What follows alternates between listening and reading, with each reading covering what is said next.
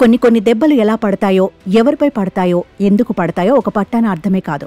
రేపు మార్చిలో రాబోయే బడ్జెట్ బాదుడు కార్యక్రమంలో 2 రకాల జనాలు చావు దెబ్బ తినవచ్చని కీలక పాయింట్ ఒకటి లీక్ అయింది. త్వరలో పెట్టబోయే బడ్జెట్ కోసం కేంద్రం కసరత్తు ముమ్మరం చేసింది. కొన్ని వస్తువులపై పన్ను పెంచాలని జీఎస్టీ ఆధ్వర్యంలో ఏర్పాటైన మంత్రుల కమిటీ సూచన చేసింది. దీనిపై డిసెంబర్ 21న జరగనున్న జీఎస్టీ కౌన్సిల్లో ఓ నిర్ణయం తీసుకోనుంది. ముందుగా ప్రతిపాదించిన వస్తువులపై ఇప్పుడున్న వాటితో పాటు కొత్తగా మరొక స్లాబ్ని తీసుకురావాలనే ఆలోచన చేస్తోంది. బీహార్ డిప్యూటీ సీఎం సామ్రాట్ చౌదరి ఆధ్వర్యంలో ఏర్పాటైన మంత్రుల బృందం ఇటీవలి సమావేశమైంది. ఈ సమావేశంలో ముఖ్యంగా కూల్ డ్రింక్స్, సిగరెట్లు, పొగాకుకు సంబంధించిన వస్తువులు పెంచాలనే నిర్ణయానికి వచ్చినట్లు పీటీఐ తన కథనంలో పేర్కొంది. ఇంతకీ మంత్రుల కమిటీ ఏ వస్తువులపై ఫోకస్ చేసింది?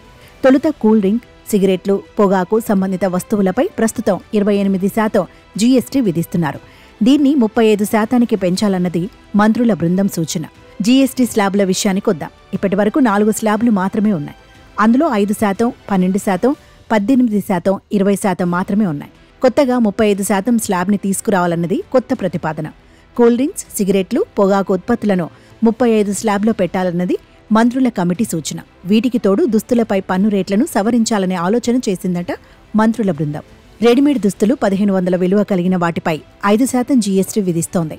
1500 నుంచి 10,000 విలువ కలిగిన వస్త్రాలపై 18%, అంతకంటే ఎక్కువ ధర కలిగిన వాటిపై 28% జీఎస్టీ విధిస్తోంది.